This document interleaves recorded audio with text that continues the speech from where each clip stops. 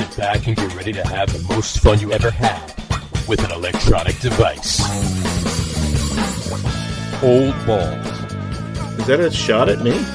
It could be, but it's not. It's a shot at all three of us. That should be the name of the podcast. That's right. Old balls. It is, actually.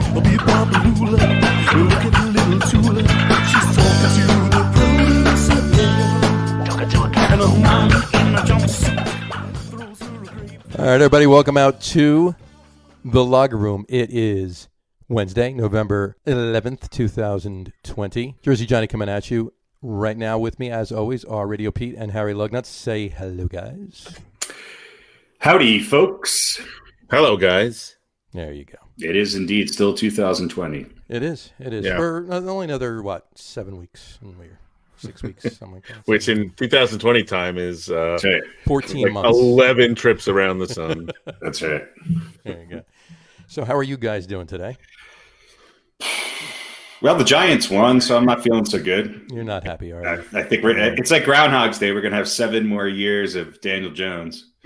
7 more years. Yeah. And, you know, I feel good because the Jets, once again, played their very best second half football. That's right. Lost. Yeah.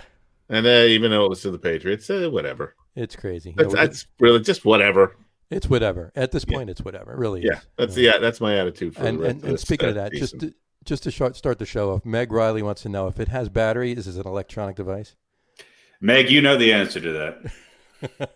The answer is yes, and you've had way more fun with that than you will with this podcast. But if you combine the two, then you are a sick woman. Very.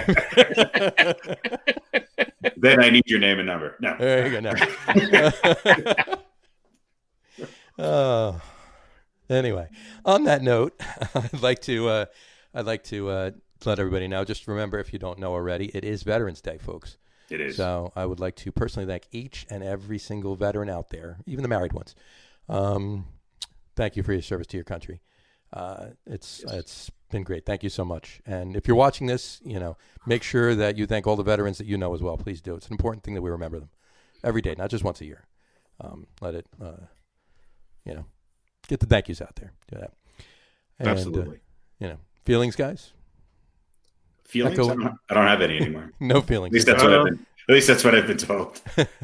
Yeah. Well, I have kept my mouth shut because there have been a number of posts and things that I've seen from people saying, Happy Veterans Day to all you vets who've served and are currently serving. And, well, okay. I mean, the sentiment is nice, but it's a stretch, but it's the sentiment. It's the sentiment. But they eventually, those that are serving will be vets as well. So, I just, I find that's, Happy Memorial Day. It's kind of one of those things like, well, right.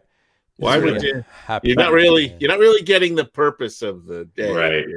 But it has less to do with the pie and more to do with the memorial. Yeah, exactly. But I haven't said anything to anybody, or for once in my life, I decided not to be an erudite jerk who corrects people and stuff like that. Exactly. It was painful, but I did it.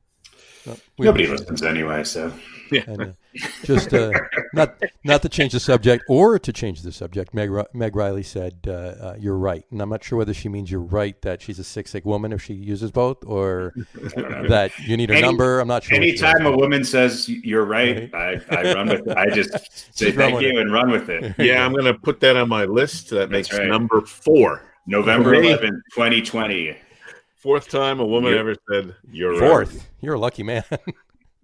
Well, 2 of them, they were asleep. They were asleep. Right. My wife said it when she was asleep, but that makes counts. Much more sense. Yeah. I don't think she was talking to me, right. But still, I was the only one in the room, so you heard it counts. It meant something. There you go. I heard it, so it counts. Exactly. She had her Calm app on, and she was listening to Matthew McConaughey. Exactly. You're right. Oh, you're right. Yes. Well, thanks, honey. And on that note, let's also let's also put out a congratulations to Mr. Shane Bieber and Mr. Trevor Bauer, winners of the AL and NL respectively Cy Young Awards this year, announced just a few minutes ago, half an hour ago or so. a tough race in the National League. I mean, DeGrom was up for his third in a row, but Trevor Bauer's ERA was just too low, and all the other numbers were pretty close. So yeah, and I think if you had the experts, pundits, and all that, and there were a couple who said this, but if the majority of them were really speaking truth, right, and not being politically correct, those are probably the guys that they would have just said, yeah, these are the guys that are going to win. Yeah. But oh well, it's really close, and DeGrom didn't really have that much of a chance, I don't think. I mean, I do not want to say it was completely preordained, but I think if we were speaking honestly, we kind of know who's going to win. Yeah, well, nobody declared themselves the winner and stopped the counting after. Yeah, that's true. So, yeah, and hopefully we can learn something for baseball. There's no boxes of ballots in a river somewhere that didn't get counted, and oh my gosh, it was that other guy. So. Yes. But in any event, Bauer's having a press conference though between a porn shop and a landscaping company right next to a crematorium as we speak. All three of which he owns. Yes, exactly. So he's got to have somebody run them when he's on another team next year. This will be the first time since 92, 93, since Greg Maddux actually won the Cy Young and left his team. Where did Maddux go? I can't even remember. Not sure. Anyway, we don't have somebody to look that up. Yeah. Let's get Paul over on our stats guy checking it out. Let's all take a guess, and we'll see who comes in geographically closest. Okay. And don't just pick central teams. Yeah. Did he go to the Cubs? I want to say the Cubs. He started with the Cubs. He started with the Cubs. Yeah, he left. I'm going to say he did go to the Cubs. Actually, he went to the Cubs after the Braves, and then he played for the Dodgers, the Padres, and the Dodgers. Yeah, but I was going to say he won the Cy Young. He won the Cy Young on the Braves or the Cubs. He won the Cy Young with the Braves.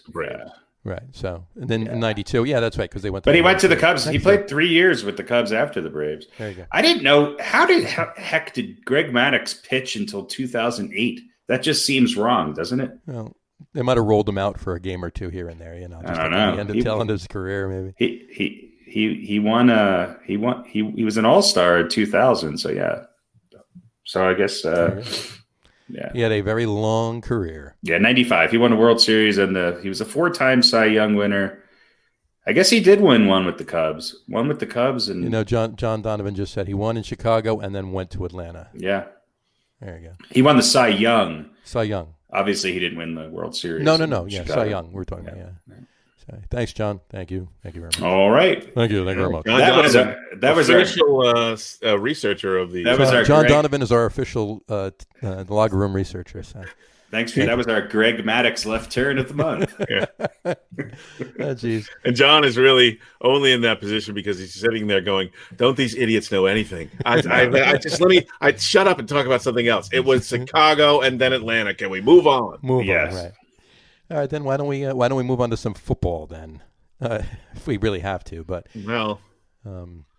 Yeah, let's start with the Jets this week. Let's start with the Jets. Why not? Let's start with the Jets this week. They were pretty amazing. They were amazing for 30 minutes. Yeah, as usual. Yep. And they lost, and they're still in the hunt.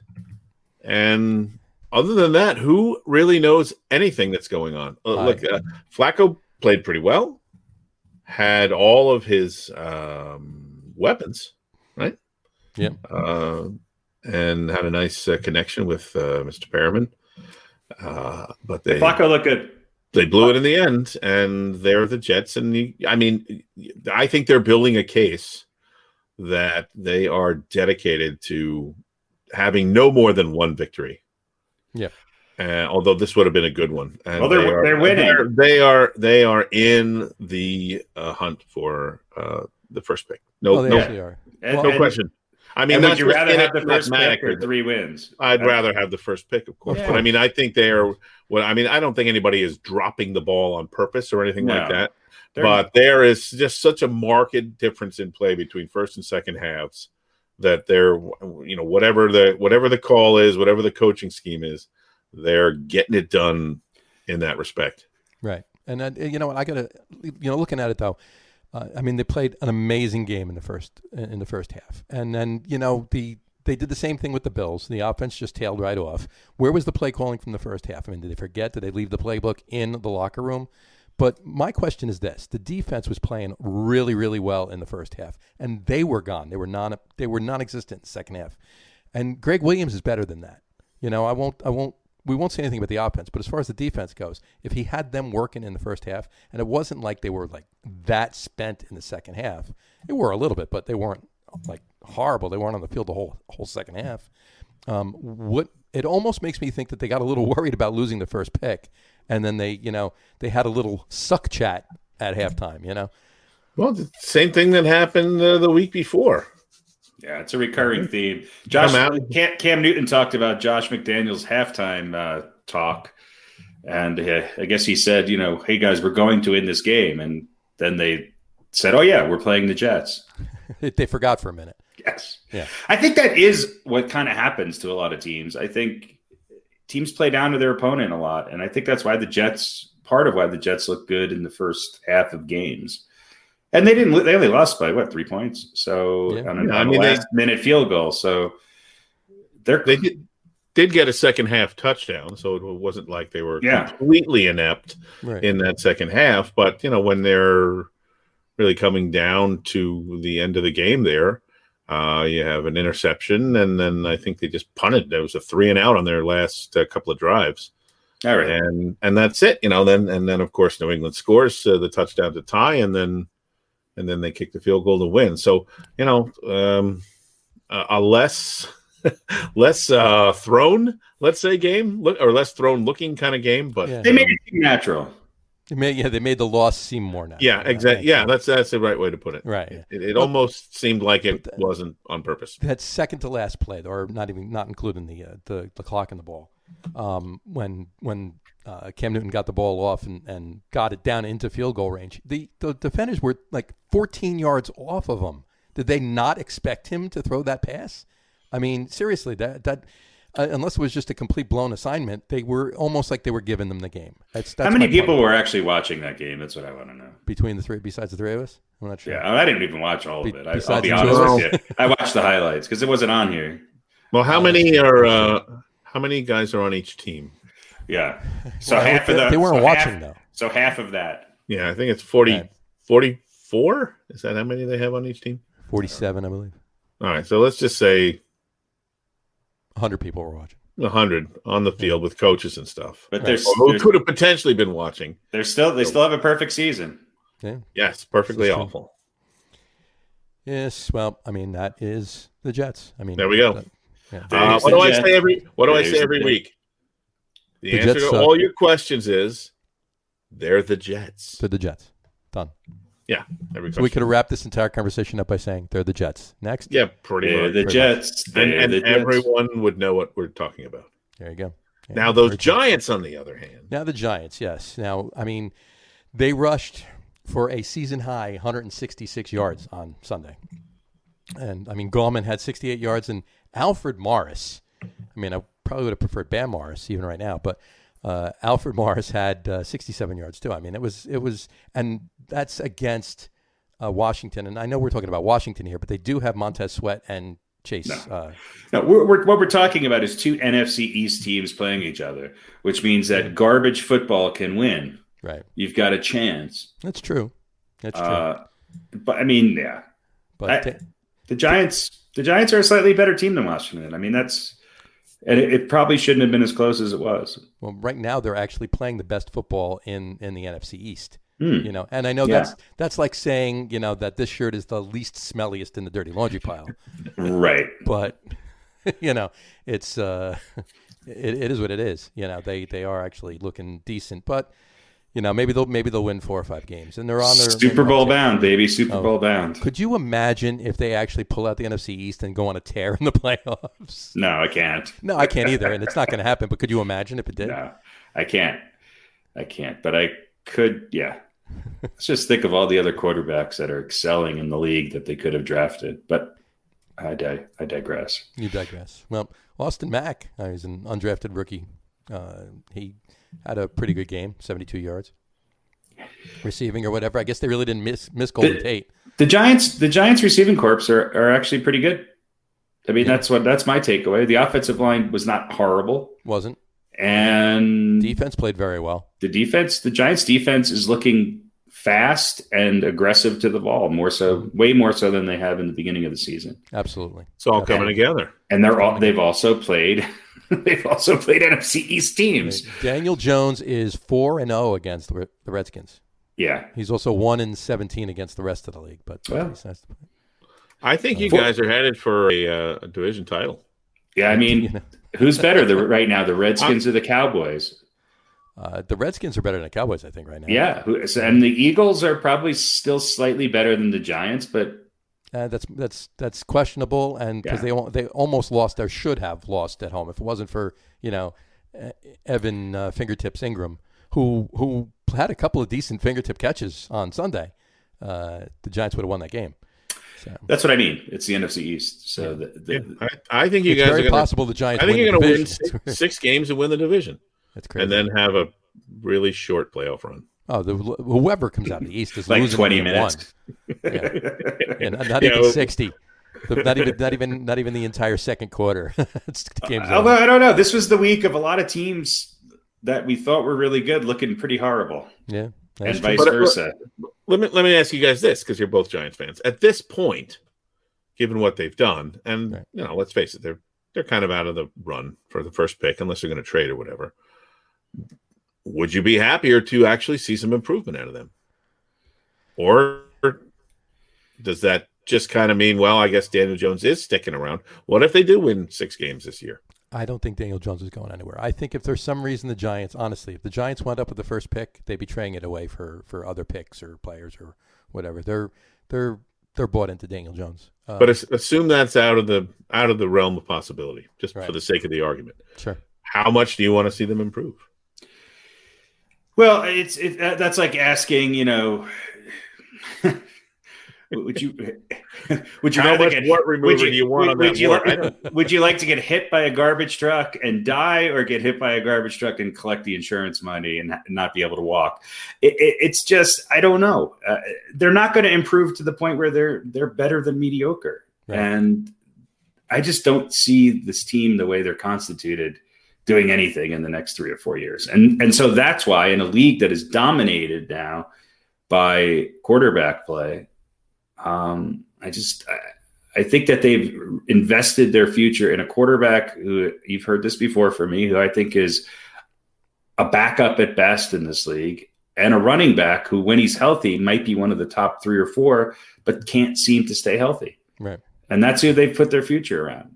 So but the Giants have some young players who are starting to step up and be pretty good on the defensive side. On the offensive side, I think it's their veterans that are carrying. I mean, Golden Tate is still their best offensive weapon, even though they didn't even bring him to the game on Sunday. Yeah. Wonder what his wife thinks about that. I'm sure she's not a happy camper. I didn't check her Twitter feed. Yeah.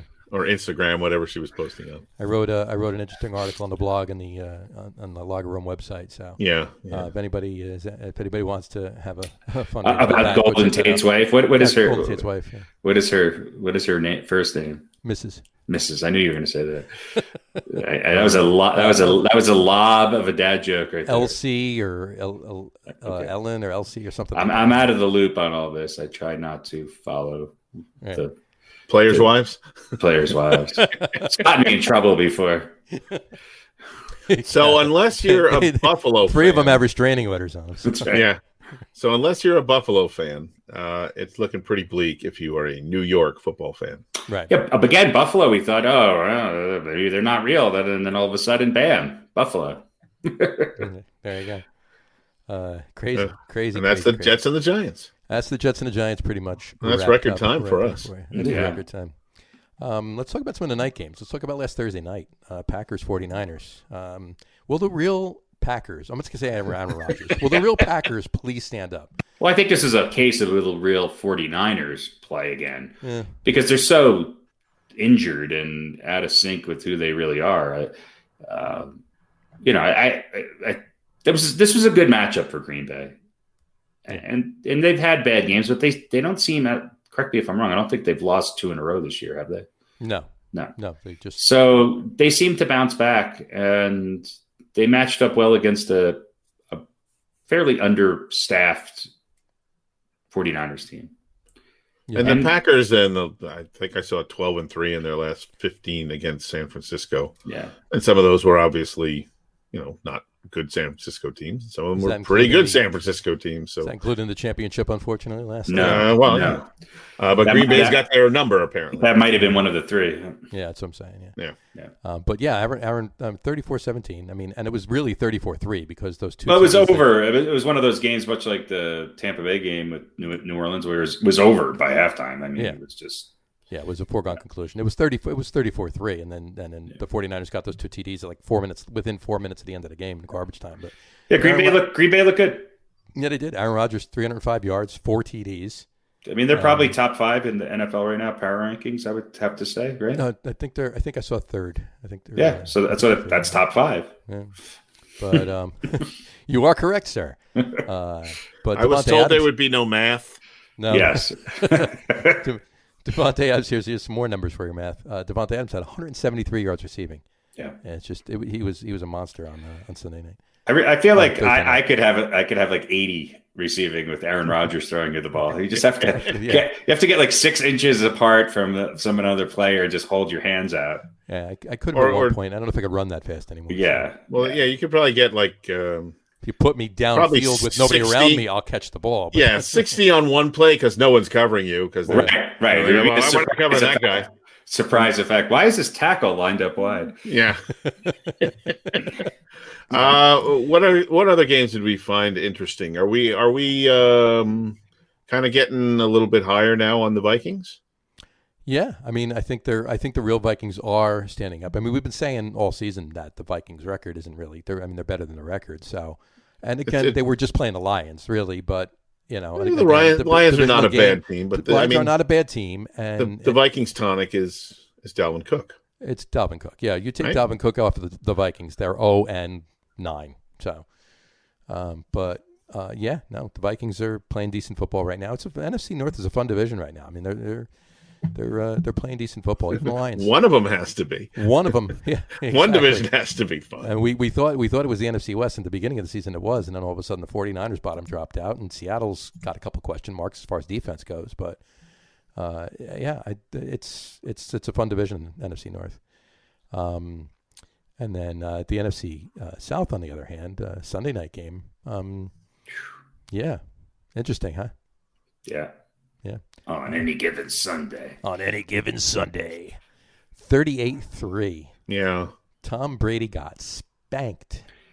The Saints are a team that I just can't figure out because they started out and I sort of thought, well, maybe this is finally the year. 2020 is a weird year, and maybe this is the year that Drew Brees and finally wins another Super Bowl. And then they kind of they became mediocre again, and then they looked really good the other night. But it's one game. But I want to see what they can do in back-to-back games, and they have not proven themselves in the playoffs the last few years. No, they haven't. We can get into the whole call and all that, but if you're a really good team, then you don't put yourself in a situation where one call can't come down to a call, and that. Yeah, that's it. But Tom Brady. I mean, the Bucs had a total of 8 yards rushing. Yeah. They came out flat, and people are sort of giving Arians credit for calling out Brady and all that. I think the one weak spot with the Bucs is their coaching. I think that they just don't know what they have. They brought in Antonio Brown. We'll see if I think in the end that'll be a good thing. But this is a team without a real preseason. I'm not sure they really know what they are. Yeah, I'm not sure. I'm not sure they can. I'm not sure if you're on that team, if you know the name of every player on that team. That's how new a lot of the makeup is of that team. And I'm not sure Bruce Arians is a coach that's going to outcoach other great coaches. It seems to me like they're along those lines. They're still kind of shifting and searching for exactly who and what they are, and instead of like they haven't really made a statement. This is who we are, and this is what we do, and this is how we're going to do it. Because maybe you're right. Maybe they just don't know exactly what the best route is. But they, if they're going to continue and pose a threat, they better figure it out soon, because and they have to get the running game going. Games like this if they don't. They have to get the running game going again. They have to have balance on offense, or else I think teams can tee off a little bit more. Yeah. And, it is what it is. Their offensive line did not look great. New Orleans played a great game. They played a good game. It was over at halftime. It was over before halftime. Yeah, it was. And we'll see. We'll see if Tampa Bay bounces back. Taysom Hill, by the way, he had 21 yards receiving, 54 yards rushing, and 48 yards passing. The Saints seem to always have these utility guys who can they're fantasy football dreams, Right. It was an interesting game, and it was really fun to watch. But any Tom Brady haters out there, yeah, unless you're, of course, a Tampa Bay fan. If you're a Tampa Bay fan, it was no fun to watch. Other than being a Tampa Bay fan or a Tom Brady fan, right? It was a fun game to watch. But yeah, Brady would be back. Everybody has a bad game. I mean, nobody piles on Aaron Rodgers when the Green Bay Packers, tank a game. Brady's he's just in that position where people love to hate him. Yep. And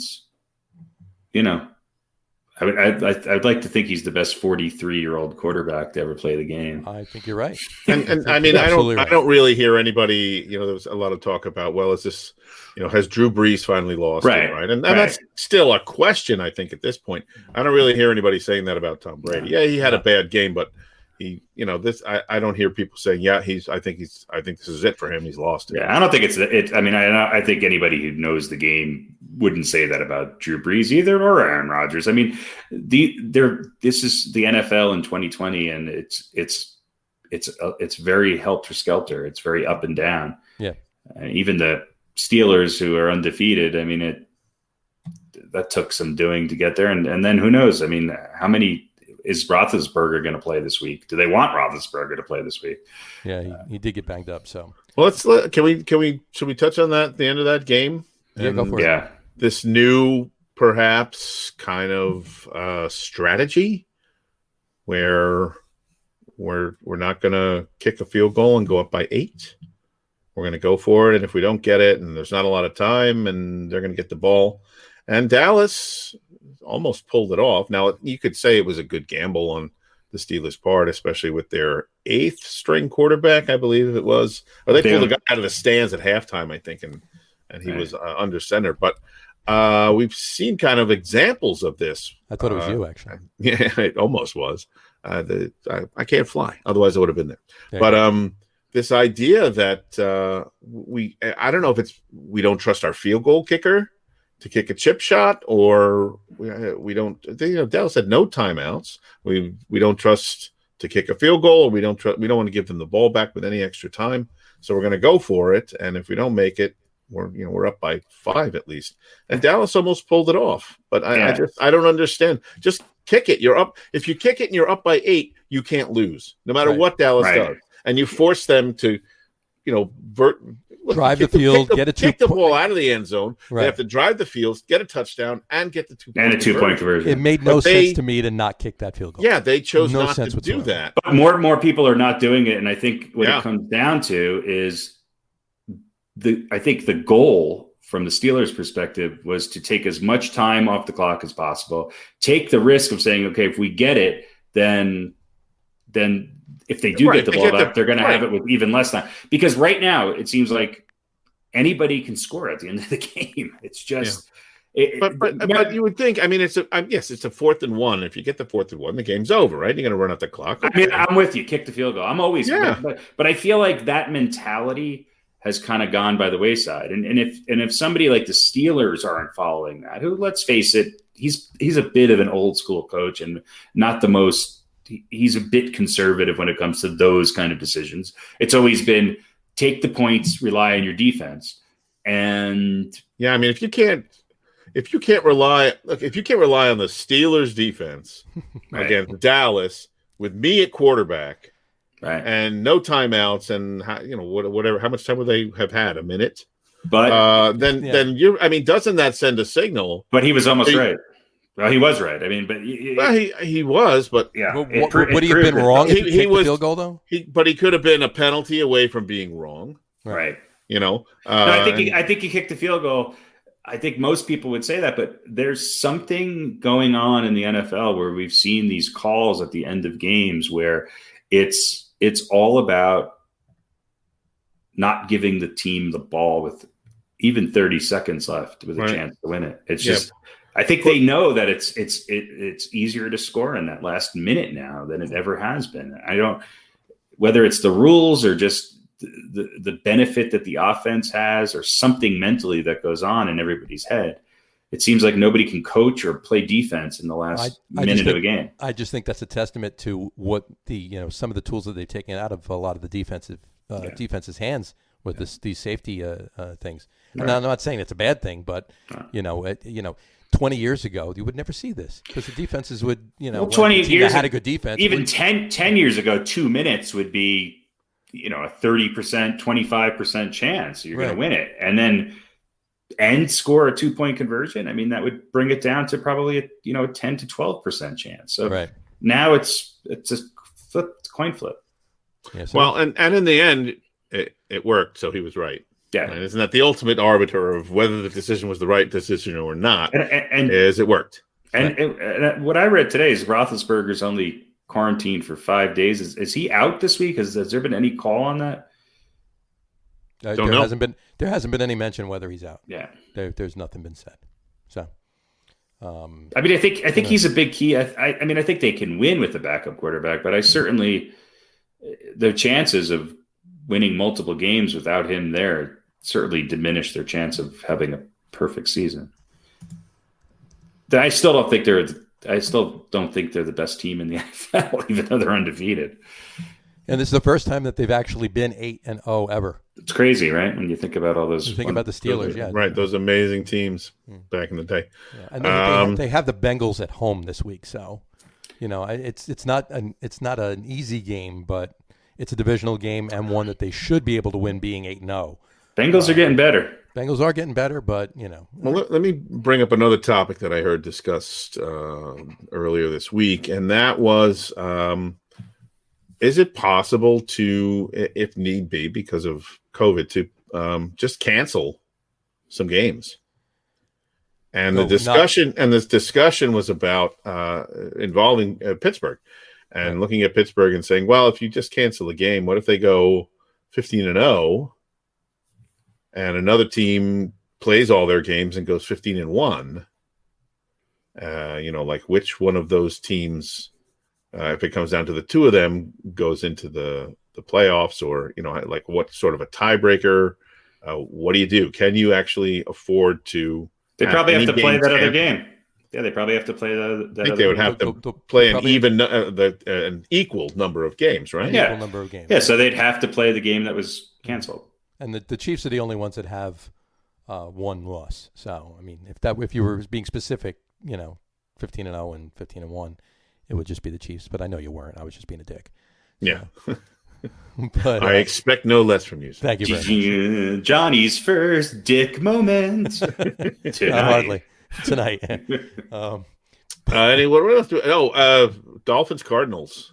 Yeah. What about that? Boy, Kyler Murray. Those are two teams that, next year I could see them. I mean, this year the Cardinals, I think, but yeah, I mean, he's got to be an MVP candidate, right? I would think so. If you're going to look at what he means to the team, he's outperforming Lamar Jackson from last year by about 15-20% in every category. Yeah. I think I heard the stat, and I'm not going to swear to it, but he's number 8 in rushing yards. Yeah. In the league. Not out of quarterbacks, out of running backs or anybody who's running the ball. Right. I think he's 8th in yardage. So, you have to kind of look at him as an MVP. Well, he's what is it? Quarterbacks. He's first, obviously, right? Yeah, well, I would think so. Lamar Jackson's 2, and Daniel Jones, I believe, is 3. So yeah, that could be. Just from that one run, he stumbled. Listen, if you looked at a couple weeks ago, and you could say, well, Tua went in, Tua played, and Miami largely won because of their defense.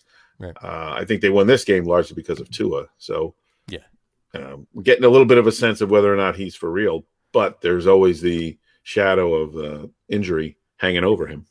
Yeah, Kyler Murray is indeed number 8. He's ahead of Ronald Jones, Kareem Hunt, James Conner, Alvin Kamara. Yeah, he's averaging 7.1 yards per carry, and he's got 543 yards. Oh, Jesus, that's crazy. It is insane. Yeah, Lamar Jackson's got 469. Yeah. So, but and what did DJ have? Just curious. Oh God, he's not even. I have to go to another page.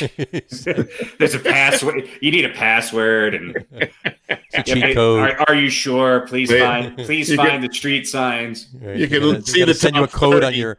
They send you a text you a code. You got to pay to see anything beyond the top. Yeah, the answer. All I'm pulling up is who cares. Google's laughing at you. But well, it is true. I mean, I was just going to say, as far as Tua goes, I mean, would if Fitz was playing that game, do they win it? Maybe. I mean, Tua's wasn't really the problem. I don't think. I mean, he looks a little unsure of himself, and rightfully so. Yeah, I think it would have been a closer game. It was a good game. Those are two teams that are on the uptick, and Miami's basically made the decision that they've got to put their quarterback of the future in there, which I don't blame him. Like, he's going to be a difference maker if he can stay healthy. Yeah, well, the way he's playing, I don't disagree at this point.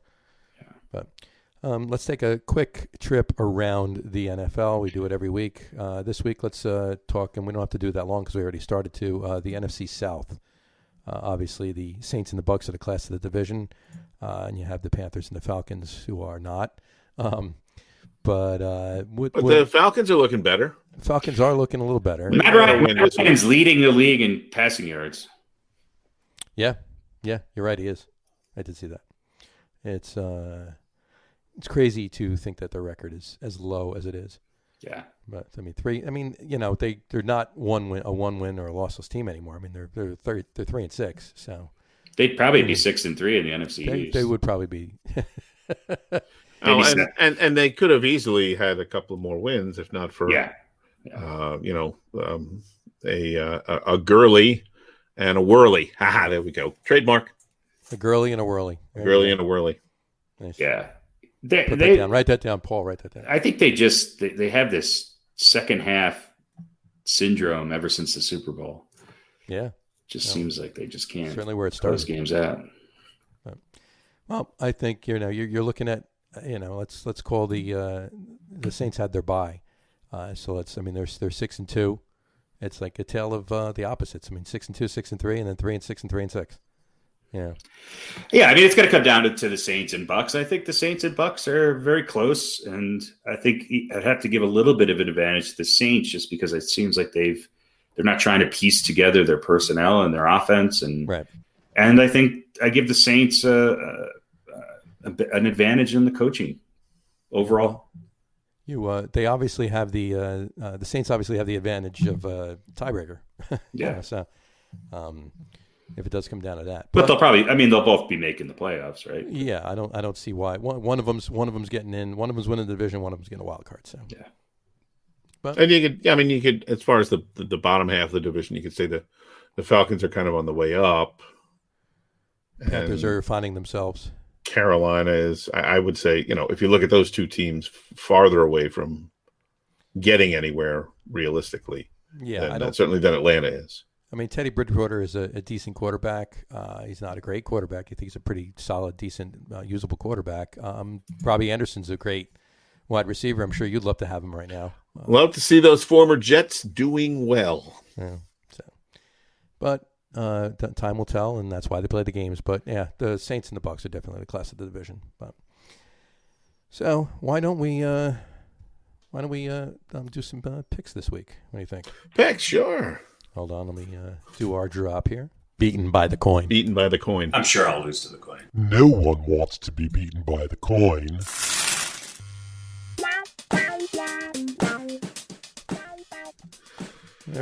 All right. A quick recap of last week. Not a good week for yours truly. However, another 4-0 for Jersey Johnny. Picking the Saints, you make me sick. Yeah, I almost did. I was. Yeah, you were on the verge. I was on the verge. I should have went with my gut. So Johnny goes 4-0, 25-6 on the season. Harry goes 3-1, losing Tampa Bay like the rest of the world did. 20-11, so got a little bit of catch up to do still. Yours truly going 2-2. Stupid Washington, almost. But so I'm 22-9, and the coin goes 3-1. Wow. Only losing with the Bucks, and the coin. I shouldn't say they. The coin is now one game over 500 at 16-15. Wow, look at that. So there we go. So Nice. Things change rapidly. All right. First game will be tomorrow night, and that'll be the Colts against the Titans. Anybody? Interesting matchup. Game. Yeah. Is that in Indianapolis or is it That in is Tennessee? in Tennessee. It's in Tennessee, yeah.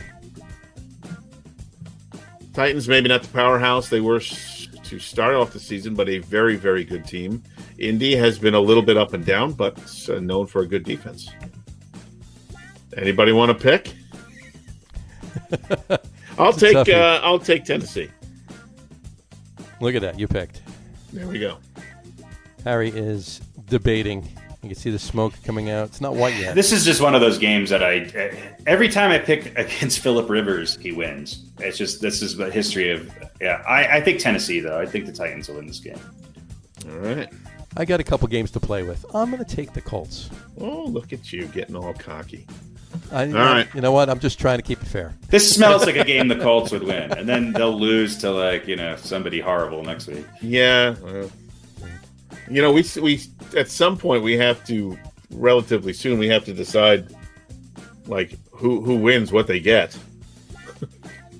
I don't know. They get the coin. They get the coin. There we go. All right. They get the coin. Let's flip the coin, and the coin says tails. Coin says tails. So that means they are with Johnny and taking the old Colts. All right. I'll let you guys pick this one first. All right. It's them Eagles against them Gents. I'll go first. I think the Giants are going to win their second game in a row this week. And it's not a fanboy coming out of me. I just think that they were close enough to the Eagles in Philly on a national game when they played them on a Thursday night. And they should have won the game. And this week they're home, and they're coming off that big win down in Washington. So, yeah, I think it's the Giants game this week. Harold. Go ahead, Pete. Oh, all right. The Giants are coming up, and Philly is still not healthy. Right. But there is the Daniel Jones factor. I got to catch up. I'm going to go against my better judgment, and I'm going to take the Eagles. There you go.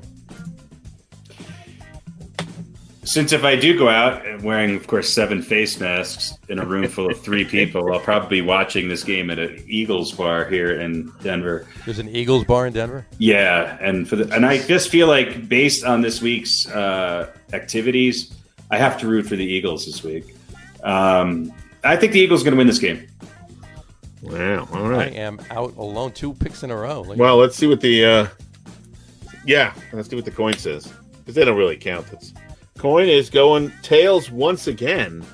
That's the Eagles. So that is the Eagles. So you are out on a limb on this one. I am alone. But that worked out pretty well last week with the Saints. All right. Them Ravens against them Patriotics. Let's think about this one. Ravens. Okay. Anybody want to take the Pats? I mean, they did beat the Jets last week. That's true. That is true.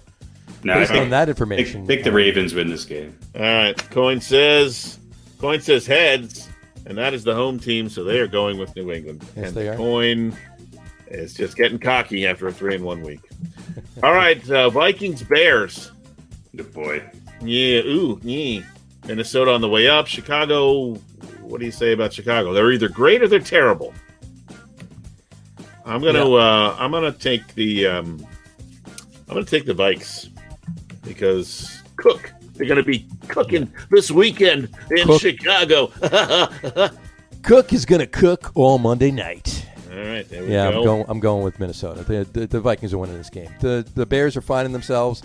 There's not a whole lot of pixie dust left in Nick's bag at the moment, and Dalvin Cook is just looking like he's unstoppable. So I'm going with the Vikings. Is this in Minnesota or in Chicago? It's in Chicago. In Chi-Town.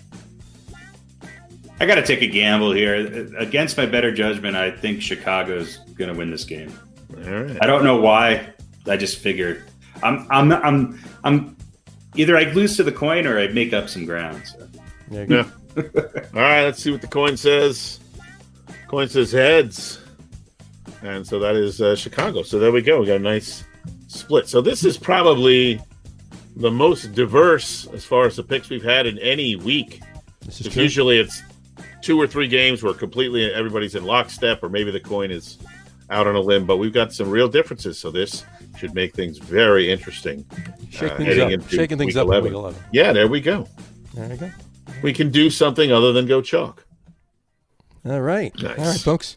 That brings us to our new weekly segment, or our weekly segment that we've had for a few weeks now, of top 10 lists. We are doing this week's top 10 list. This week is the top 10 tight ends in NFL history. Top 10 tight ends in NFL history. Sorry about that. And we're going to start this one. We had made our lists. Each of us made our lists, and we put them together. We shook them in a bag. We spilt them out, and we gave them all the votes that they had to where we placed them. And once again, we came out with a tie for number 10. So our tie for number 10 is this guy.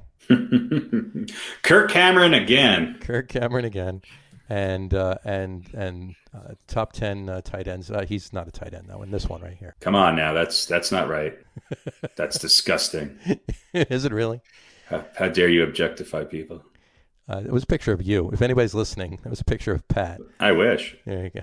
I wouldn't be sitting here doing this if I had an ass like that. All right, folks. Let's be real. Top 10 NFL tight ends. I want to start it. Our number 10 tight end, tied for number 10, is Travis Kelce. Travis Kelce, folks. Travis Michael Kelce is his given name. He was drafted in the third round in 2013 by the Kansas City Chiefs. He obviously won the Super Bowl last year. He's a 5-time Pro Bowler, 2015 through 2019, so 5 years in a row. Second, 2-time first-team All-Pro in 2016, 2018. 2-time second-team All-Pro in 17 and 19. He's a member of the 2010s All-Decade team, and he in college he was a first-team All Big East in 2012. He went to Cincinnati. Born in Ohio. So, what do you guys think about number 10, Travis Kelce? I think he's going to wind up being higher on this list when it's all said and done if he stays healthy. I mean, he's one of those game changers at this position, I think, and his numbers kind of prove it. Yeah, I agree with you. I think by the time all said and done, he's definitely rising up on the list. Yeah, and we're going to look back and go, boy, we're really fortunate we got to see him play. Yeah. There are great players obviously in every era, and you kind of have some from like your childhood, and from your adult life. And Kelsey's going to be a guy that we'll look back at as old men, and we'll go, he's that tight end is good, but he's no Travis Kelce. Yeah, and then our our grandkids will go, who is Travis Kelce? Oh, well, let me tell you. Who was Travis Kelce? He's a pretty good one. Yeah, no, he's definitely up there. He's, a lot of people are they got George Kittle neck and neck with him, but Kelce's so much better than that right now. I mean, George Kittle, he can come along. I mean, the difference is that Kittle is kind of the only weapon in a lot of ways on that team with the quarterback who's been hurt a lot. Yeah. And Kelsey's on a team that I think, every week they sign another Pro Bowler and they have Patrick Mahomes. So, that doesn't diminish what, but he doesn't, if you double team Kelce, then forget about it. You're toast. Yeah. I mean, he's as a tight end, he's as much a go-to guy as anyone else on that team. Absolutely. As you just mentioned, has Pat Mahomes and is full of Pro Bowlers. Absolutely. To boot. He's been playing for 8 seasons now, and he has over 7,000 yards, 7,234 yards. So I mean that's those are wide receiver numbers. Yeah, and he's not allergic to blocking. No, and Nope. he's a very good blocker too. He's not one of these slot receivers that they line up as a tight end. I mean, he's no Zeke Mowat, but No, who is though? Seriously. I mean, Moorhead, actually, I believe. Zeke's twin, Zach. Zach Mowat. Zach Moa. Zeke and Zach. All right. He's my insurance agent. So tied for 10th is a bit of a tear for me because I'm, of course, a Dallas fan, but this poor guy, more known for one terrible moment with the Cowboys, for which I think he just played one season, and that was a drop pass in the Super Bowl. This is true. Losing to Pittsburgh. Wasn't all his fault, of course. But Jackie Smith tied for 10th with Mr. Kelsey. A Cardinal and a great tight end, 5 times to the Pro Bowl, 15 years in the league. Came in with the Cardinals and played from 63 to 77. Almost 500 catches, 480 catches. 7,918 yards. So you talk about, how long until Kelsey surpasses that. 16 and a half yards per catch was his average. 40 touchdowns, and he carried the ball a bunch of times too. 38 carries for a little over 300 yards. Obviously a Hall of Famer back in 1994. But again, known more, at least mostly outside of St. Louis for that terrible, terrible Super Bowl moment. Yeah. He was Jim Hart's kind of go-to guy there for a long time. He was. Yep. And I think absolutely deserving of, even though it's a tie for 10th, being in the top 10 list, Jackie Smith. There you go. Forever a Cowboy, despite his single season. Despite the single season and the drop. Yeah. Mm-hmm. But he's a Cowboy. Tied for number 10, Jackie Smith. There you go. All right. Well, Harry, tell us who number 9 is. Number 9 is Dave Casper of the Oakland Raiders. Of course, Dave Casper won a Super Bowl with the Raiders. He's a 5-time Pro Bowler, part of the NFL 1970s All-Decade team. And I think Casper was kind of one of those guys who, if I had to pick 3 or 4 that kind of changed the position, I think he'd be one of those guys. He was obviously a great blocker. He played on those Raiders teams that were tougher than nails, but he was a go-to receiver, and he was just unbelievably daring at going across the middle and just getting his head knocked off, it seemed like. And, in the 70s into the early 80s, you could tell he was better than most other people at this position. And I think until Kellen Winslow came along, he was the guy who was really kind of putting the tight end into that position of being one of the top offensive weapons. And he played for quite a while. I guess he left the Raiders, went to the Oilers for 3 years, then the Vikings, and then finished up with the Raiders. But and I think probably pretty well known because of the Super Bowl win that the Raiders had at that time. Sure. Great tight end. I think deserving a number 9. That was definitely a good pick. Dave Casper, there you go. Number 9. As much a game changer at the tight end position as anybody who's played the ball. I mean, he was just brilliant and a big play guy. You just kind of throw it up there, let him go get it. And probably, you have an argument about him and Todd Christensen. Probably 1 and 2, at least in Raider, as far as Raiders tight ends go. But Christensen, he was a real workhorse. Right. I think he led the league one year with like 95 catches or something like that. Casper was just, I don't know. He just had like that elite status. But 52 touchdowns in an era when, in a career 30 would have been Hall of Fame. Yeah. So when you literally look at that compared to some of the other guys, he got the ball in the end zone, and they were running the ball quite a bit in those days. And the Raiders had some, other offensive weapons at wide receiver. So the fact that he finished with over 5,000 receiving yards and 52 touchdowns, that's pretty impressive for the era that he played in. This is true. Definitely. And Todd Christensen, let's be fair, just missed the lists too. Yeah. He's right up there. But there you go. Number 9, Dave Casper. I'll take number 8. Number 8 is none other than Mr. John Mackey. John Mackey of the Baltimore Colts fame. Mr. John Mackey, born on September 24th, 1941, passed away, about 9 years ago at the age of, he was almost 70. Still way too young. But he was drafted in the NFL draft round 2, 19th pick, 1963. He was also drafted in the AFL draft. Obviously, he went to the NFL, not the AFL, but he played for the Colts from 63 to 71. And then he played a year with the Chargers, too. He was a champion, Super Bowl champion in Super Bowl V. He was an NFL champion in 68, obviously, again, with the loss to those upstart Jets in the Super Bowl that year. But he was a 5-time Pro Bowler in 63 and then 65 through 68. He was a 3-time first-team All-Pro, 66 through 68. He's a member of the NFL 1960s All-Decade Team. He's a member of the 50th Anniversary Team and the 100th Anniversary Team. Yeah, there you have it, John Mackey. Great player. I mean, he had a fair number of receptions. 331, but his yardage was up there. It's 5,236 yards, and he had 38 receiving touchdowns too. Those numbers are more in line than what we're talking about with Dave Casper. And even less of a passing offense. The tight ends were even less involved. With Mackey than with Casper. Casper is sort of part of that. He started off early, but was in that era in the mid 70s when it started to open up a little bit. Mackey was obviously before that. And I think his legend just goes down because of the teams that he played on and the fact that he was really one of the first tight ends to be used in the way that he was. Yeah. He definitely was for the era he played in, as you were referring to. Yeah, to have 38 touchdowns in the era he played in was pretty damn good.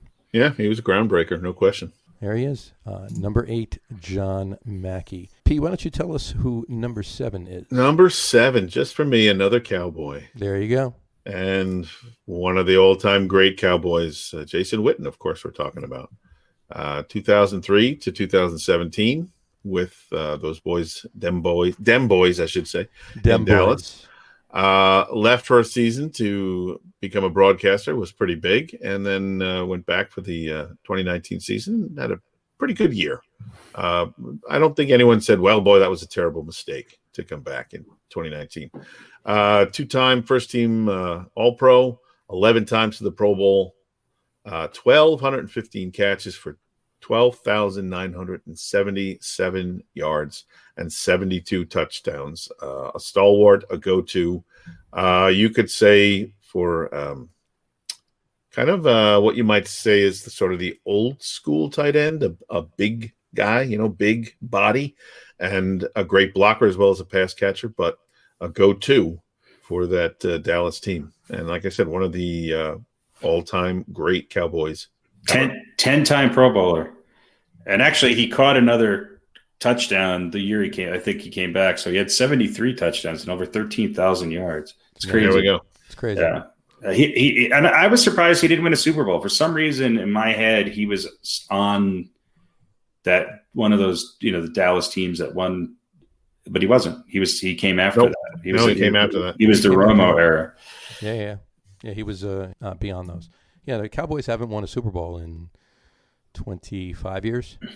Yeah, it's weird to think that. What are you going to bring that up for? Well, another Cowboy tight end that was almost made it to my list was Jay Novacek. Yeah. He would have been in there. I feel like Witten was kind of the extension of him in some ways, but much better. Yeah, I definitely agree. And there you have it, number 7, Jason Witten. Harry, before we move to you, I just want to bring one thing back up again that I did neglect to mention with John Mackey. He passed away again, like I was saying, at the age of 69. It was revealed by a study that they did at the University of Boston that he did. They did a study on his brain. He did die of CTE. Yeah, I think we're going to find more and more. Yeah.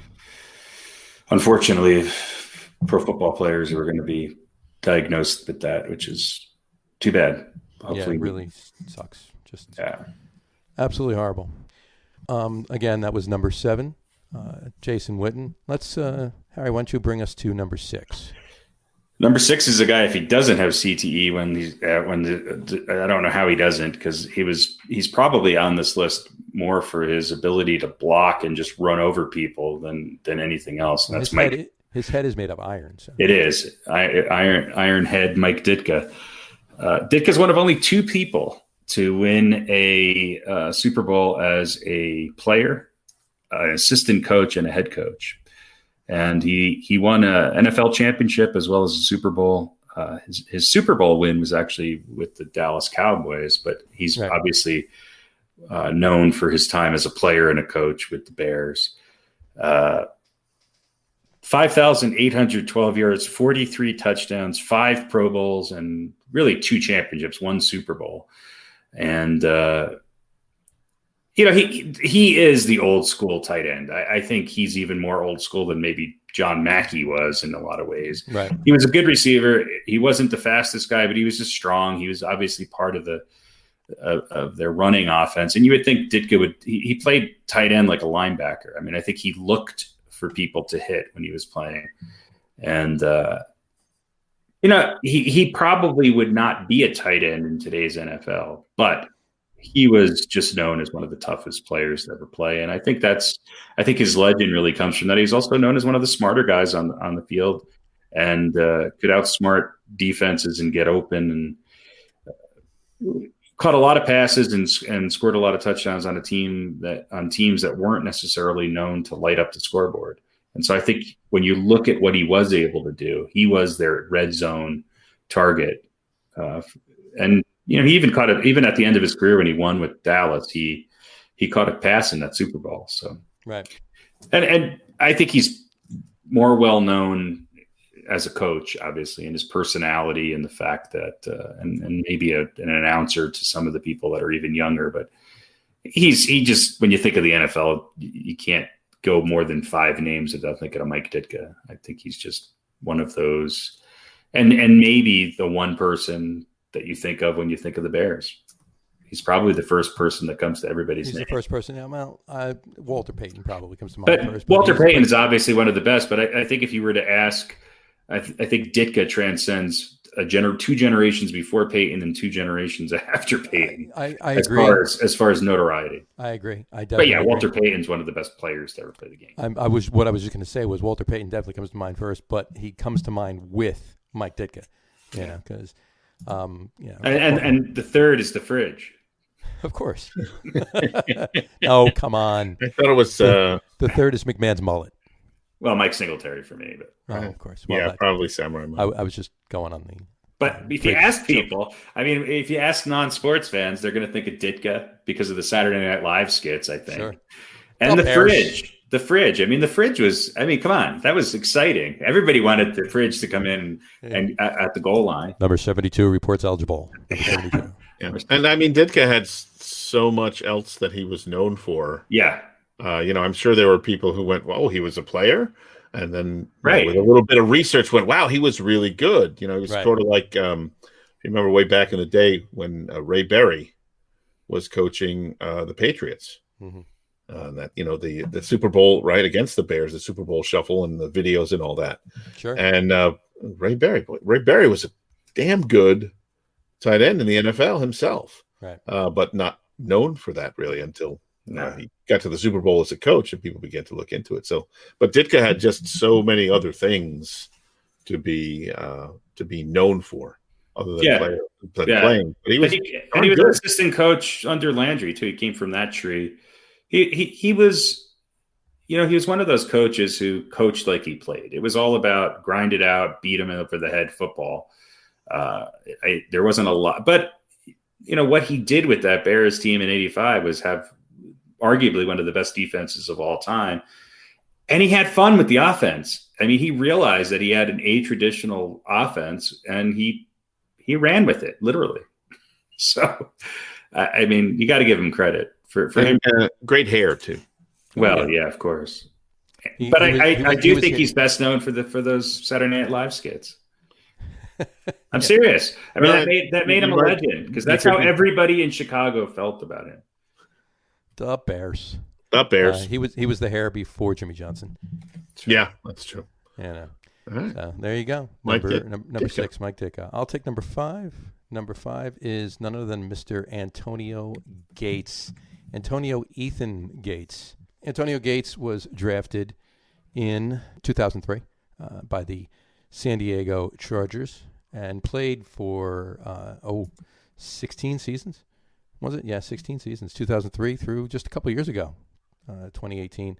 8-time Pro Bowler, 2004 through 2011 straight, 8 times straight. He was a 3-time first-team All-Pro in 04 through 06, 2-time second-team All-Pro, 2009 and 10. He was a member of the 2000s All-Decade team. He's a member of the Chargers 50th anniversary team. He had 11,841 yards and had 116 receiving touchdowns. Granted, his career was a little longer than most tight ends, but those are big numbers, especially as he got older when he was playing. But he's definitely also to mention he was actually undrafted. He went undrafted in 2003. He was not drafted by the San Diego Chargers. They picked him up. He was an undrafted free agent, and he's considered one of the best undrafted free agent signings in NFL history, as you could well imagine for a 16-year tight end that's has all those numbers, 8-time Pro Bowler, But there you go, Antonio Gates. He was right in there on my list. There's a couple that are higher than him. I think I had him one spot higher. I think I did too. Yeah. He's got the most touchdowns for any tight end in history. Yeah, and I think if he didn't play in San Diego and he had won a Super Bowl, I think I'd probably have him number 2 or 3 on the list. Yeah, I agree. If he had been on, his numbers were as high as they were because he was great, but he also played a hell of a long time, right? And he was very consistent. But and he was the guy that at times was unstoppable. Yeah, like 116 touchdowns. You kind of knew they were going to throw the ball his way and try whatever they might on the defensive side. You couldn't stop him. There were times he was literally unstoppable. The ball would get to him. Yeah. In his entire career, he had basically just one, quarterback throwing to him too, in Philip Rivers. But he did good quarterback. He did have one quarterback before Philip Rivers too, and he was a pretty good quarterback too. Yes.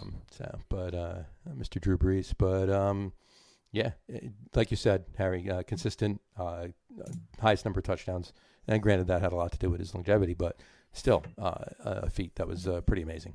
Yeah, almost 12,000 yards in his career. That's incredible. It's incredible. Yeah.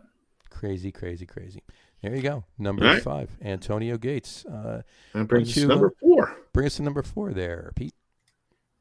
Number 4. Well, you can't. Hey, I gave you 2 Cowboys. I know. Yeah, I appreciate. Yeah, then you put a little pepper on the butter here with Mr. Gronkowski. Number 4 is Robbie Gronkowski. You can't deny his greatness. Of course, since he's all those years with the Pats, and me being a Jet fan, there's some bitterness there. But 5 times in the Pro Bowl, 4 times in All-Pro, 3 Super Bowl rings, Hall of Famer on the All 2010s team, and a guy who really, would have done even more perhaps if he hadn't had injuries and was as great as he was despite those injuries.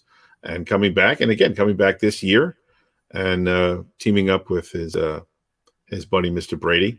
Look, not having a bad season, 27 receptions this year, got 3 touchdowns, largely ineffective in the first several games, but making a mark there. And look, a total of 548 receptions, 8,184 yards, and 82 touchdowns.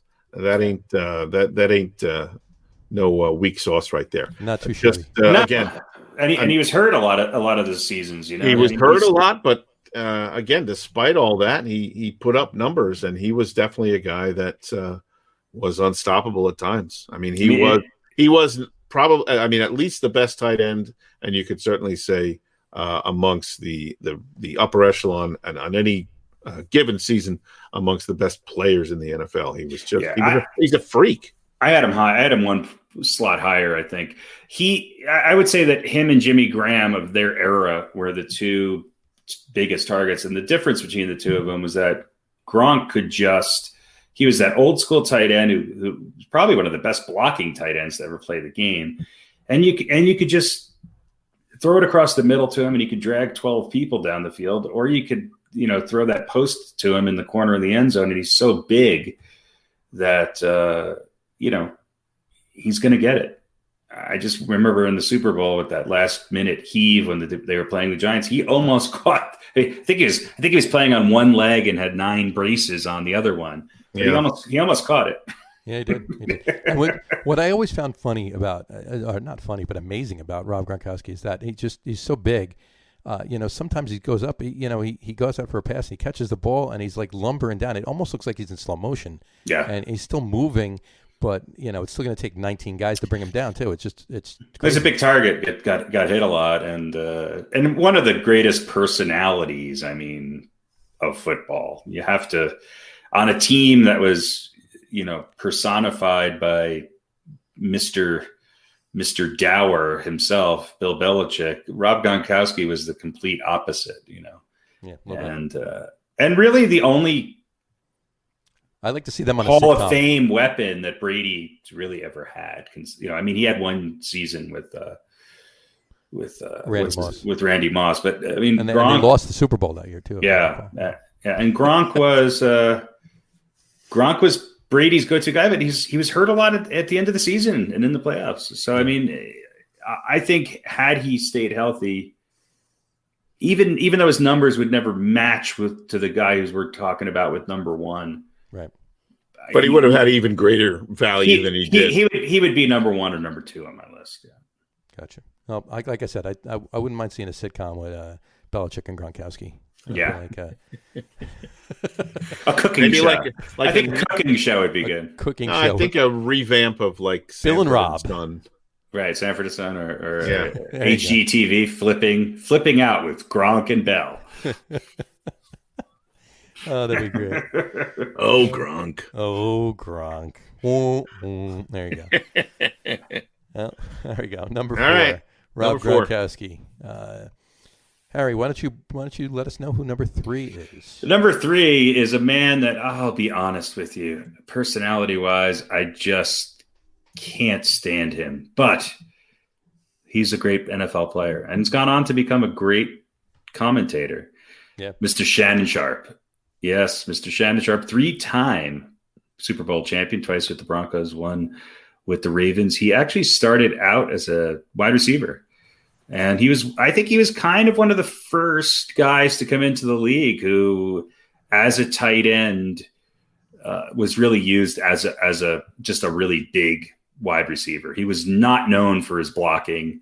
I think he'd be the first one to admit that. But he was a threat, and on those Broncos teams and on the Raven team, he was one hell of a player. He over 10,000 yards in his career, 62 touchdowns, three Super Bowls, and 8 Pro Bowls. And when you look back on it, he is totally deserving to be. Some would argue he could be number 1 or number 2, but he was one of those guys. He was definitely a motivator. Some would say maybe too much so. He was definitely an outspoken person. And now he hangs out with Skip Bayless. There you go. So Skip. Yeah. I always thought he was just an amazing tight end. Wasn't too happy about the 3rd Super Bowl he won. Yeah. As you can tell. But yeah, no, I always thought he was a great player. Just I had him right where he is. I had him number 3 on mine. Yeah, a guy who, for whatever reason, people love to hate, whether it was his, that he was outspoken and he spoke honestly about stuff that a lot of people didn't, but there's no denying his talent and sort of if anybody was the prototypical receiver tight end or receiver type of tight end, it was Mr. Shannon Sharp. Yeah, he was a threat, and he laid the groundwork for what today's tight ends are. At least the good ones. Yep. Yeah. And guys like in that mold, Vernon Davis kind of comes to mind. Guys that you would really maybe classify even more as a wide receiver than a pure. And Davis almost made my list. And Davis is one of those guys who, if you look at his numbers, pretty impressive. Also, I think had 1 or 2 Super Bowl wins. But yeah, they were similar players, but Sharp he seemed to know how to get in the end zone. Yeah, always did. Yeah. Well, there you have it. Number 3, Shannon Sharp. I'll take number 2. Number 2 is none other than Mr. Kellen Winslow. Kellen Boswell Winslow, to be exact. You're really big on the middle names. I love giving them. What was his confirmation name? That would be Estrelitis. Bartholomew. Yeah. Kellen Winslow. He was drafted in the first round of the 1979 draft, picked with the 13th pick overall by the Chargers. He played his entire career with the Chargers. He was part of that whole Air Coryell experience kind of thing. He led the NFL in receptions in 80 and 81. He becoming the second tight end ever to lead the league in receptions in back-to-back seasons. He had 89 catches in 1980, and that was an NFL record that he broke that year, which was actually held by Mike Ditka, who had 75 receptions in 1 year. Yeah, but he, just an amazing player. It's 2 Chargers back-to-back for me. He was a 5-time Pro Bowler. 83, 83, and then again in 87, which was his last year, too. And he was injured that year, and that was the end of his career, actually. 3-time first-team All-Pro, 83, 82, and he was second-team All-Pro in 87. 2-time NFL receptions leader, again, in 80 and 81. Member of the 75th anniversary team, the 100th anniversary team, the 80s All-Decade team, and he's in the San Diego Chargers Hall of Fame and the Pro Football Hall of Fame, and he's actually in the College Football Hall of Fame as well. Just one amazing tight end. I loved watching him play. Yeah. I think for people that are our age, he jumped out as just how good he was and how different he was at that position. Yeah. And again, I was just gonna say, and again, no Super Bowls, but yeah, had he been on a team that was going to Super Bowl, he definitely would have shined in that in that game. And like Gronk, his career got cut short by injuries, although Gronk is back. But had he played a little longer, it's interesting to see. I mean, his stats are impressive, but it just proves that he didn't really have a long career. But when he was playing, he was those Chargers teams were so fun. I think being on the East Coast, watching those late games, it seems like it was always the Chargers and Raiders. Yeah. And watching Dan Fouts and Kellen Winslow light up the field was just a lot of fun. Loved watching it. Watch the Giants at 1:00 and watch the Chargers at 4. It was fun. They were just so good. And then those were epic battles too. Yeah. I mean, Winslow, to me, the word that really describes him, obviously incredible talent, but warrior. Yeah. And maybe how much of it was maybe a little bit of a drama, we don't know. But I mean, there were times when he'd be laid out on the sideline and there's a turnover, and he'd pop up and go in and catch a 45-yard touchdown pass from Fouts. Those Chargers teams were tough, man. Dan Fouts was one tough mother too, man. They took a lot of hits. Yeah.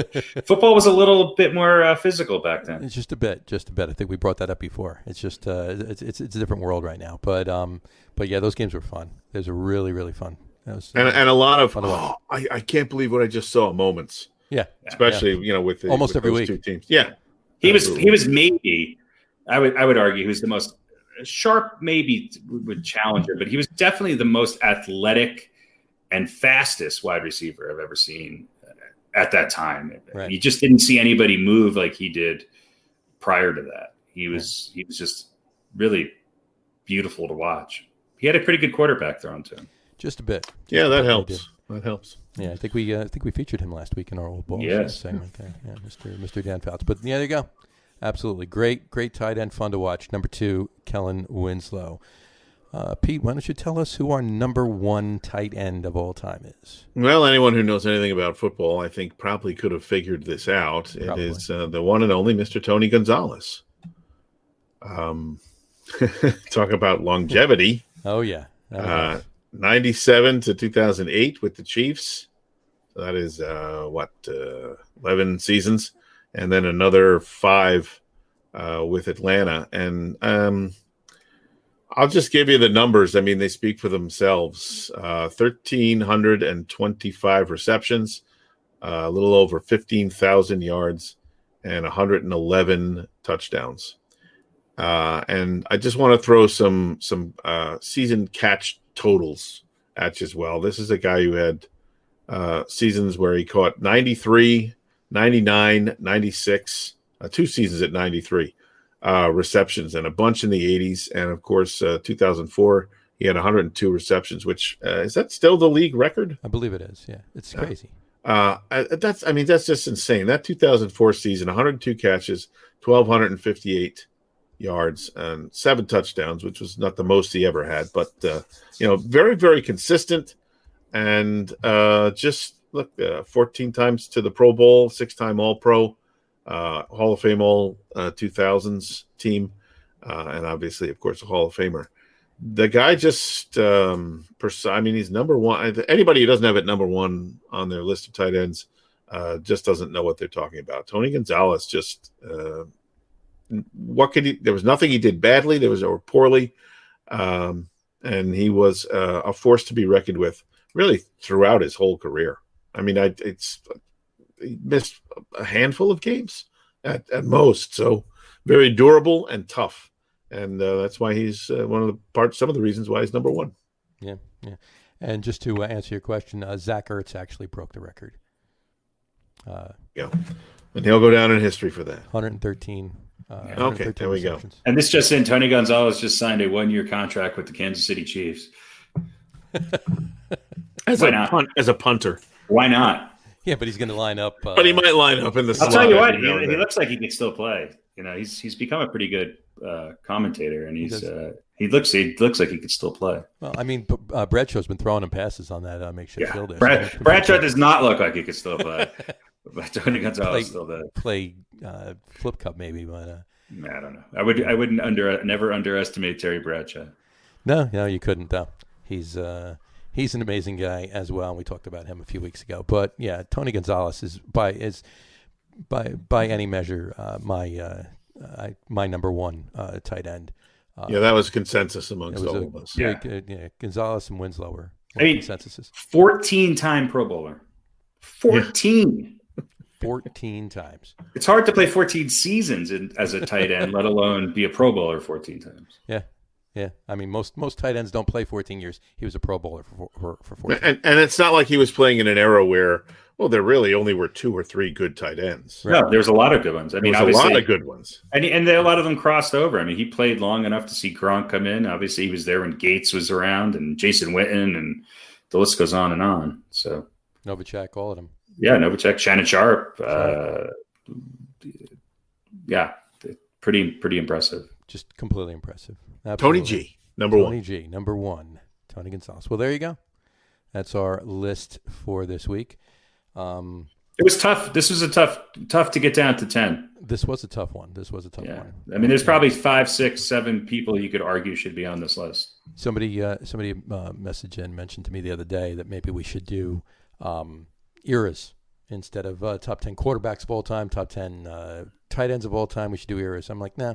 It's got to be all time. It's got to be all time. They got to stack up. Some of us work during the day.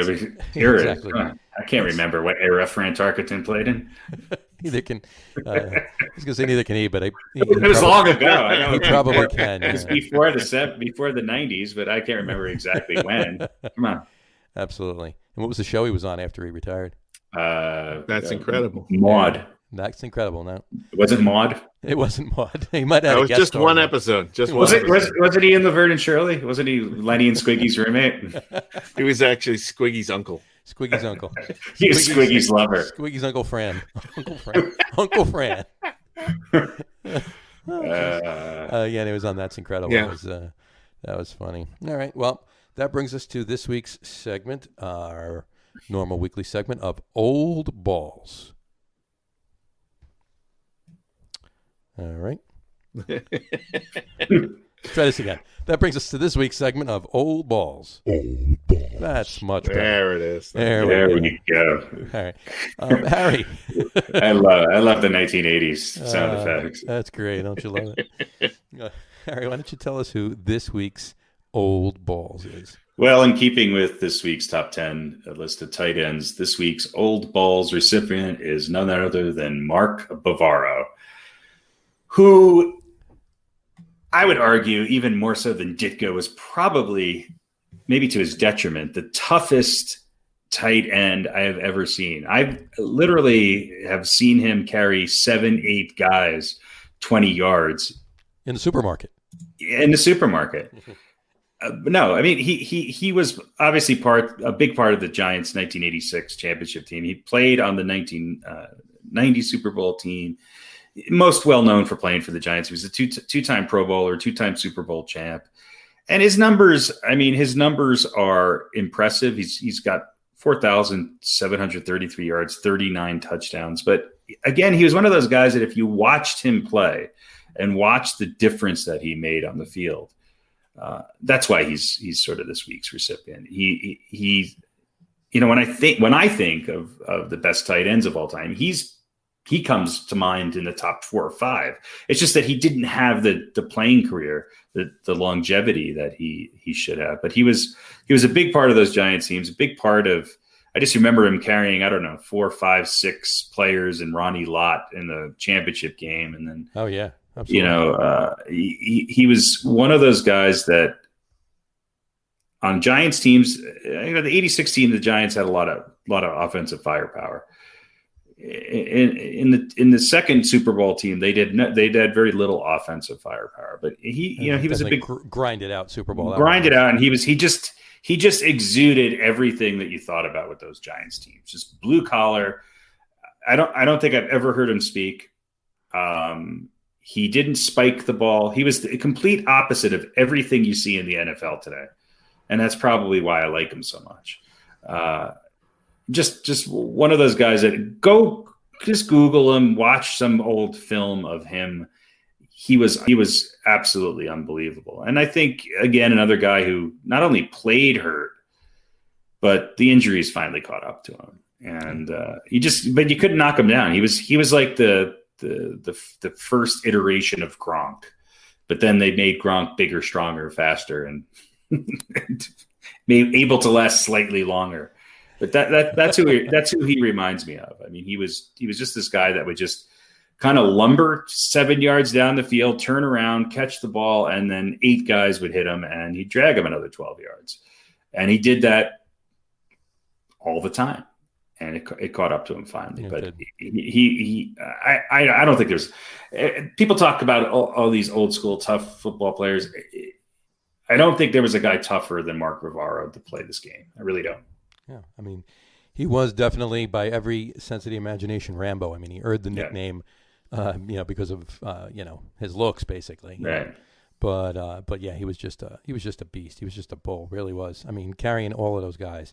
But you're right. The injuries caught up when he had degenerative knee disease, knee problems. And that's what caused him to retire when he did. Plus bouncing around and everything else too. He left the Giants and went to took a year off, went to the Browns for a year, then he was on the Eagles for a couple of years. So, I mean, if he'd stayed with the Giants and his knees were a little bit better, he could have, seen. It was hard seeing him leave the Giants. It's kind of like watching Patrick Ewing in a Seattle Supersonics uniform. Seeing Mark Bavaro in an Eagles uniform was just That was horrible. Yeah, especially the Eagles. It was absolutely horrible. And you could look at his stats and go, yeah, those are impressive, but what's the big deal? But when you watch clips. Just watch film of him playing film, or whatever on your computer. You can dial it up and watch it on the computer, and then you will on the interwebs. Yeah, and then you'll understand the greatness of Mark Bavaro and the toughness, and what he meant to that team, those Giants teams, especially those Super Bowl years. I loved watching them, and you know what I mean. Right there, So, I got that jersey. Those of you listening to the have every wearing number. A Mark Bavaro jersey. So. He has Velcro numbers. He just has Velcro. one shirt. No, I think one jersey. The tag is still hanging off that thing. That's right. They'll bring it back next week. You're gonna bring it back. And it's funny that what people don't realize is that Phil McConkey used to go to practice in Mark Bavaro's backpack every week.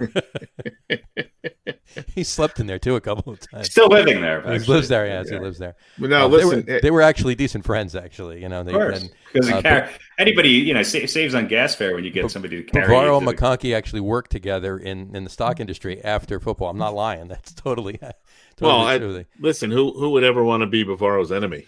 That's yeah. Everybody would want to be his friend. And jersey, I think, take that jersey that you're wearing and put it up on eBay. Podcast worn. There you Podcast go. worn Mark Bavaro jersey. Mark Bavaro jersey. Get Old Bulls worn. Yeah, there you go. Get a worn Old Bulls. Mark Bavaro, Old Balls. Mark Bavaro, Old Balls. It's he got a start right from the get go too. Zeke Moat went down before the season started in Bavaro's rookie year. Parcells named him starter. Yeah, put him right in. Yeah, right. Put him right in the fire, and he just performed like crazy right away. Great thing. And the other little factoid for you. That's a beautiful thing about Mark Bavaro. As much as I like the man, he shares a birthday with me. Yep, he and I. Same birthday. Not same year. He's older. Just by a couple of years. By a couple of years, but right. Not a lot, but a little bit. Just goes to prove that great tight ends are born on that day. There you go. Yeah. Yeah. I can't think of a comeback to that line. No, there shouldn't be. Jessica Alba was born on that day too. So. Right, well, there we go. Well, there you have it. Proving that astrology means nothing. Jessica Alba, Jersey Johnny, and Mark Bavaro. What do they have in common? Jay Leno too. Just to throw that in. Maybe nothing. Nothing. Absolutely nothing. Absolutely nothing at all. What do these four people have in common? And nobody's going to get it. That's right. So there you go. Well, there you go. Old Bulls segment for this week. Mark Bavaro. Old Balls. There you go. All right. Well, why don't we switch gears and do some baseball? Baseball, you bet. Baseball. Well, it sounds familiar. Doesn't it start again? Aren't they starting in November this year? Yeah, they're starting up again right now. They want to sneak in the season while they can. Christmas Eve World Series. While everyone is still healthy. Well, they like these short seasons. They figure they can get about 4 or 5 of them in a year. The Dodgers like them. Yeah. So they can give out like a bunch of World Series trophies and everything else. Right. So it works. It's work, money wise and everything else. Anyway, once again we started in the beginning of the podcast. Shane Bieber, Trevor Bauer, a couple of Ohio homies at the moment are the Cy Young Award winners. They're both great pitchers this year. Both definitely great pitchers this year. Their numbers were crazy good too. I mean, Bauer had he played 11 games. He had a 5-4 record, but he had an ERA of 1.73. Crazy low ERA. I mean, Jacob deGrom was a little lower than that the first year he won his Cy Young, but last year was in the 2s and he won it. So that was amazing. And Shane Bieber even had a lower ERA than Trevor Bauer. He had a 1.63. And he had 122 strikeouts too. Trevor Bauer had just 100. But Shane Bieber had an 8-1 record too. I mean, it's silly to think about the numbers this year with only 60 games. So most starters only got 11 or 12 starts. Yeah, and you can't really extrapolate them out because it's really weird. Over the course of a long season, there are a lot of things that change. There's ups and downs and things. Sure. Yeah, ups and downs and a lot of different changes in weather and all that stuff. So it's really I mean, we can go. That's impressive. For what it is, but for 60 games. But enough of the numbers. Let's talk about who's going to the Mets. Let's talk about that. I mean, Steve Cohen had his presser on Tuesday, and I got to tell you, as a Met fan, I was pretty impressed. Between him and Sandy, it's really exciting, an exciting time to be a Met fan right now. I mean, we'll see how it all plays out, but the way it looks, he's in it. He said flat out he wasn't in it to make money. This is about making the fans happy and the team happy, and whatever that means. And Mets fans believe that. Well, we'll see what happens. If Fred Wilpon and Jeff Wilpon said that, I wouldn't even be saying it right now. But he is the richest owner in baseball. And he's a lifelong Met fan. He waxed nostalgic about the fact that his father used to take him to Polo Grounds, and he used to sneak on the train and go see Met games at Shea Stadium with his friends. And he used to babysit Lee Mazzilli. He probably could have. But Well, look, he said things that if the Wilpon said, we definitely would absolutely not believe them. So Right. he does have this is a great thing. I mean, I personally, I've heard some of the professional pundits talking about what an amazing, everything he said was incredible. I don't think he really said that much that pretty much any other new owner would say. I just wish he would buy the Knicks. We're competing against, the rest of the league. And I mean, he sort of contrasted himself with the Wilpons in that it wasn't about making money and he wasn't competing for the back page. But I'm still excited about it. I didn't really think anything that he said was incredible or amazing. But listen, I'll say this. I think the market is going to be a little bit depressed price-wise. Yep. Because, COVID and we don't know what's going on. And it's going to be a gutsy move to be a real buyer, but I think he should, because I think he's got an opportunity to get some guys at a little bit less than he might get if we had a vaccine or curatives and the virus was not such a big problem. And that's a risk because we don't know when fans are going to go back in the stands, at least not in bulk. Right. But if he really wants to win, spend a little money, spend wisely, and bring in that talent. Well, I think guys are going to be signing a lot of one-year deals. Yeah. So this could be one of those years where the Mets are able to put together a team that's maybe it's not long term, but they finally can get the parts and pieces that they need. Well, Cohen did say that he wants to win right away, and he wants to build a lasting champion. He wants to be competitive every year. He wants to bring a World Series to New York within the next 3 to 5 years, but probably even less. He would be disappointed if he didn't get one in 3 to 5 years. He'd hope it would be sooner, but he wants to build a lasting championship team too. So, well, listen, Stroman signed.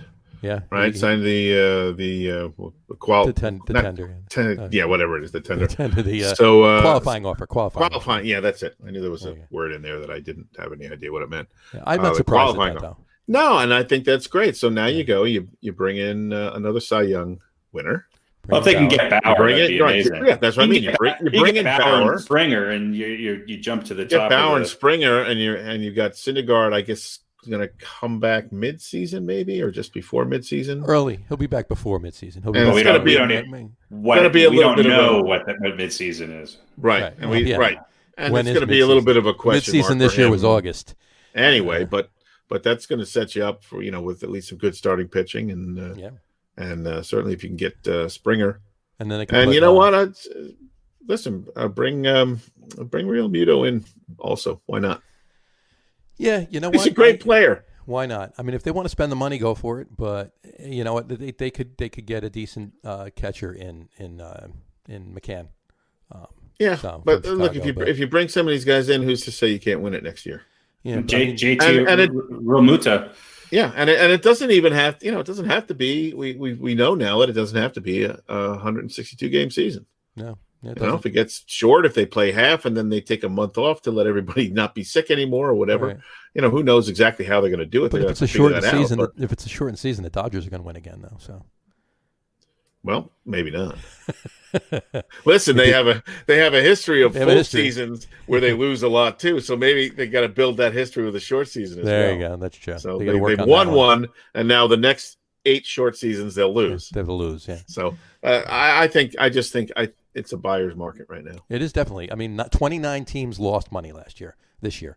And the Mets technically, they lost money, but now they didn't, with Cohen coming in. So he's at an advantage over every team. I think if you can't get people in the stands, I think you're going to start to see a lot more pay-per-view and a lot more, you're not going to see, you're going to have to pay to watch baseball. I think a lot more. Right. They're going to have to do something. There's no, they have to. Well, technically, the Met fans and Giant fans are already paying to watch it, right? Because you're paying your cable bill. You got to watch them on SNY. Yeah, but you know what I mean. You know what I mean. It's going to be.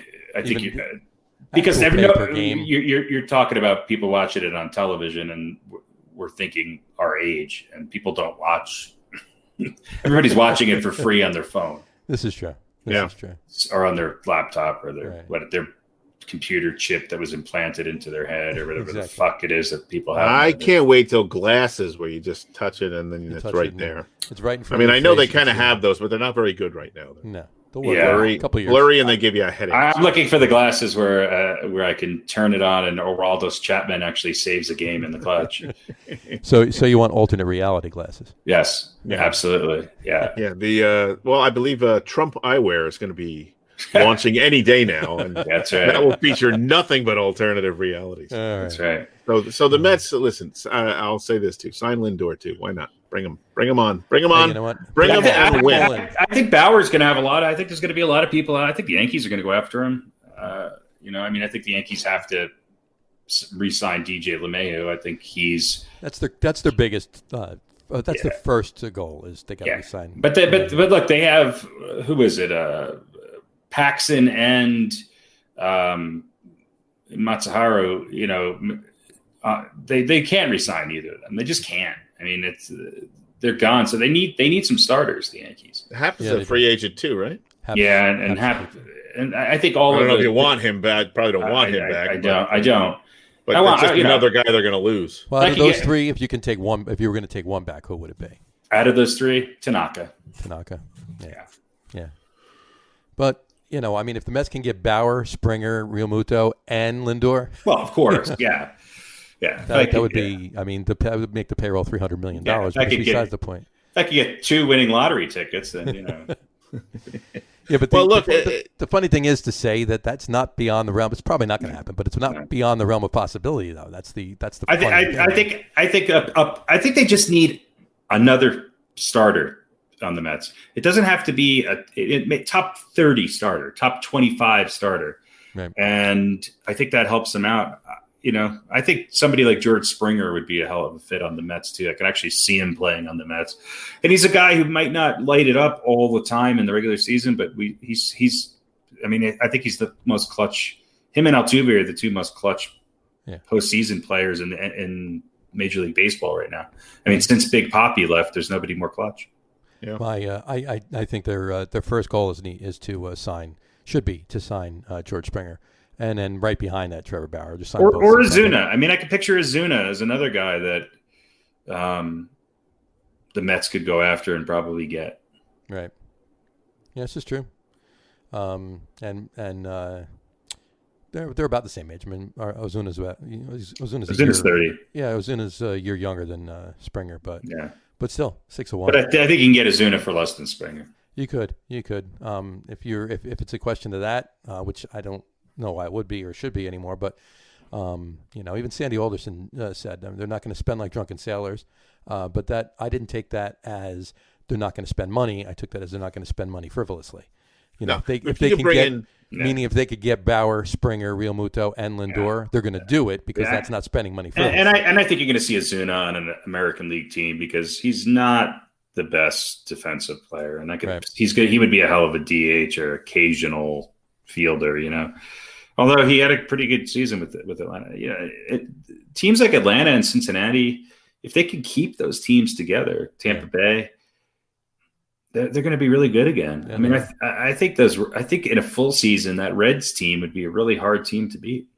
Yeah, they definitely looked at this year, that's for sure, in a short season, but But that's the problem is that they traditionally just are not able to keep it together. For 160 especially without fans in the seats. This is definitely true. Well, listen, if the Mets and the Yankees are at least competitors maybe for some of these guys, that will make things exciting. Right. That certainly hasn't been the case for a long, long time. And that was the other thing too. Cohen said that he's not competing against the Yankees. Right, but I mean, just if they're both going after the same guy, right? Not because I don't want the Yankees to get him or I don't want the damn Mets to get him, but because they both actually want him and they both have some money to spend. Sure. That is an exciting thing for New York baseball fans. Right. I got you. But it was nice to see that he said that he's not competing against the Yankees, competing against 29 other teams. Yeah. That's including the Yankees. Including the Yankees. He's not just competing against the Yankees, I guess. Right. That's not his right. His priority is not beating the Yankees. Exactly. Yeah, and I think from what I'm reading, and it's nothing special. I mean, I think it sounds like the Yankees are really going after Real Muta, and that would. I wonder why. That would make me so happy. So, who are they trading? Who are they trading Sanchez to? I mean, whoever wants him. Or are they giving him to somebody? Box of baseballs. Box of baseballs and a ham sandwich. Yeah. There you go. Box of baseballs and the best ball boy from whatever team they said they ship him off to. That kid's got to move to New York and be covered the third baseline for us. We want him in pinstripes. Yeah, we think he's got a bright future. I'll tell you what, LeMahieu likes living in New York. So if the Yankees can't re-sign him, he'd be a hell of a player on the Mets. Yeah, but that's honestly though, I agree. And if you can get him, you get him. You just make the move. But if the Mets have one strength right now, it's infield players. True. But then if you get him and you can use another player as trade bait, then Yeah. But I don't. I mean, LeMay is my favorite Yankee. Obviously, I watched him for years out here in Colorado. I don't want to see him leave. Mm-hmm. So you're saying he didn't like Denver? No, I think as much as New York anyway. But he likes. It sounds like he played his cards because he's one of those guys who's he doesn't talk much, and when he does, he's gonna tell you exactly what he thinks, and he wants to stay on the Yankees, and I don't blame him, and I think he's a good fit. I think he's the straw that stirs that Yankees drink, and like I said, are they going to pay him though? I think they will, and I think he's one of those guys who's not gonna. I think he's going to want to end his career with the Yankees, and I think he could if they give him the right deal, and I think he'll also be one of those guys who won't be signing 7 one-year deals trying to make an extra $20 million. I don't think Cashman's going to let him go anywhere. I think they'd be stupid. No, he'll end up on the Mets after he's done, after he's washed up. Well, he would have. Now will he still? That's the question. It's a different time. Probably still will. Probably still. I mean, the curse is strong with this team. Well, Curtis Granderson had a couple of good years after he left the Yankees. Robbie Cano wasn't a complete bust, Yeah, Grandy went to a World Series with the Metis. So, hey. I was sad when Granderson left because he was another player that I thought was just one of those guys. Stats don't really show as good. I think DJ LeMay is one of the top 5 players in baseball. Right. Well, time will tell. Let's see we'll see what Uncle Steve and Sandy and they got to get a GM first, but I guess Alderson's going to act as acting GM until they do. Yeah, I don't think they're going to let that stop them from making any deals. Yeah, I don't think that's going to happen. So between them and we'll see what Cashman and the boys in the Bronx can do too over there. That's going to be what's going on in New York sports because you're not going to be talking about the Knicks. This is true. It's going to be interesting. Hot stove. That's for sure. And speaking about the Knicks, so the season's beginning on December 22nd. Yeah, we only got 5 weeks until basketball. A little more than that, I guess. Yeah. The Knicks just signed Derrick Rose to a 7-year contract. But the good. Wait. The good Please news tell me you're kidding. kidding. Yes. The good news is. But that wouldn't surprise you, would it? That's why I said that. Yeah. You really weren't sure there. I wasn't sure. No, not at all. But it's actually the draft is coming up on the 18th too. It's 5 years with an option. 5 years with a player option. 5 years with an option for 15. He was kidding about the 7 years. It's 5 years with an option. 5 years with an option, and he player option. He can be coach and he makes $1.5 million the first 5 each of the first 5 years, and then it shoots up to $22 million for 6 and 7. He has to work concession stands for Rangers games, but other than that, it's a good deal. He's playing both ways, and also be a third string goalie for. It's for the Rangers. It's Dolan's definition of playing both ways. Yeah. God, if there's one wish I'd have, it's for somebody to buy the Knicks from Dolan. Hey, I don't know why Spike Lee doesn't put together a group of people and make Dolan an offer that he just can't refuse, especially now. The other thing I just wish Spike Lee would do is say, hey, look, I mean, it's hard now because there's probably not going to, but when we do return, let's hope we return to being able to see sports in person. The Knicks just need to boycott Madison Square Garden. They need to have a couple really high-profile fans saying, "Hey, look, until Dolan sells his team, we're not going to the game." Yeah, just keep the Garden empty every night. Just keep it empty. Post-COVID, keep the Garden empty every night. That's right. Yeah. But I mean, the Knicks look good in the bubble. They didn't lose one game. this is true. You're right. They didn't. They did not. But, They didn't win one game. They were not invited. They weren't. They didn't. They didn't get the golden ticket. They couldn't go. But yeah. Well, we'll see what happens. I mean, it should be interesting with Mr. Thibodeau. And Well, is it?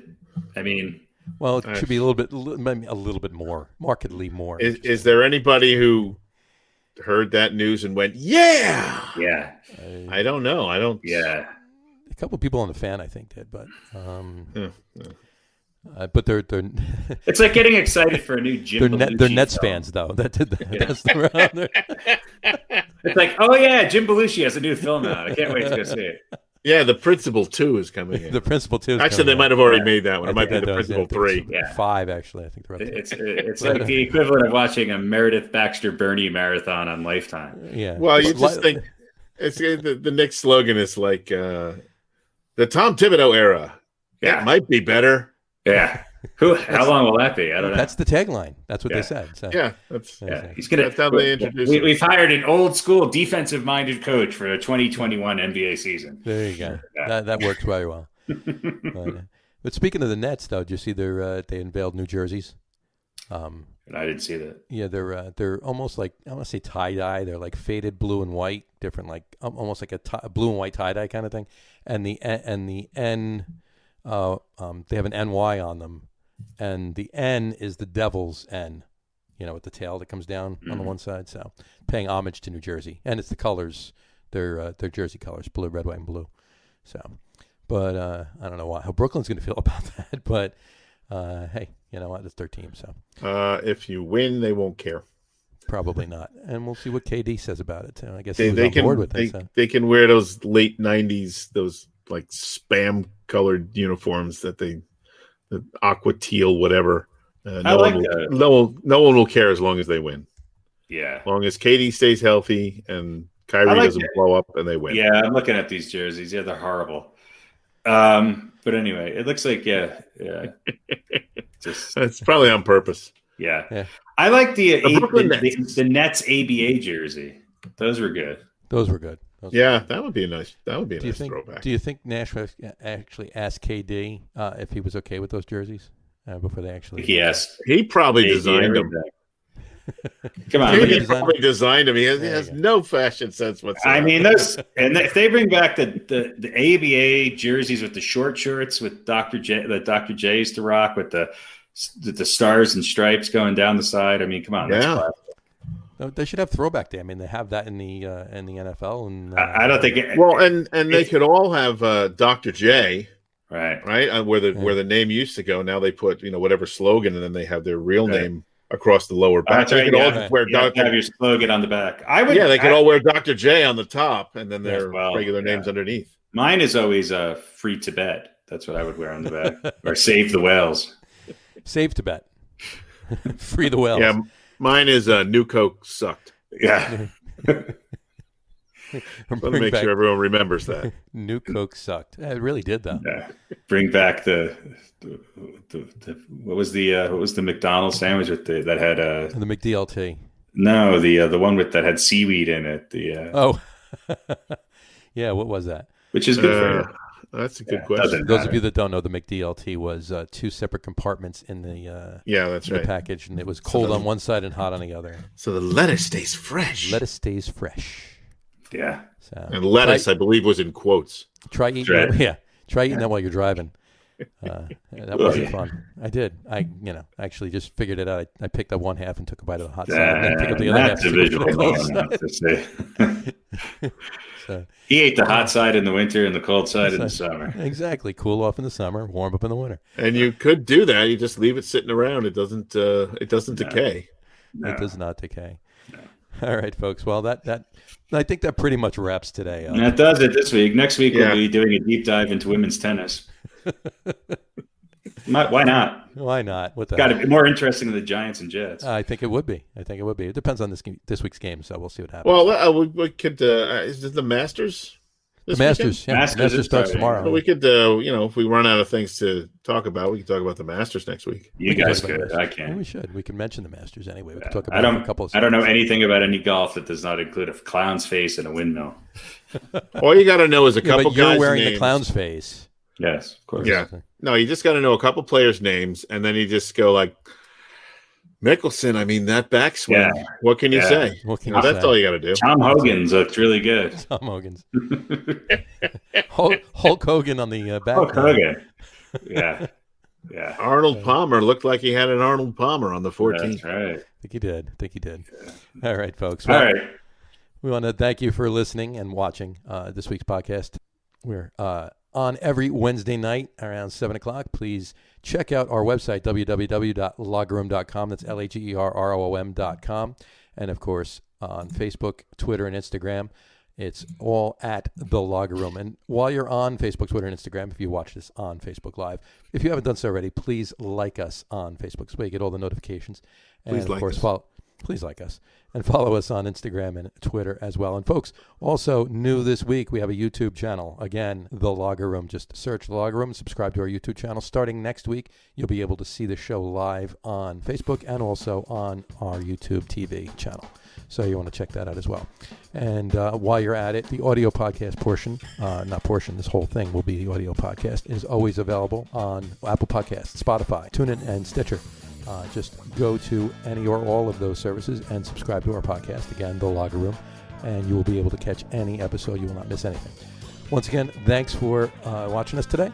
Have a great weekend. Watch a lot of sports, and we will talk to you soon, folks. Take care. Ciao. Peace. Look at the little Tula. She's talking to the producer. And a mama in a jumpsuit.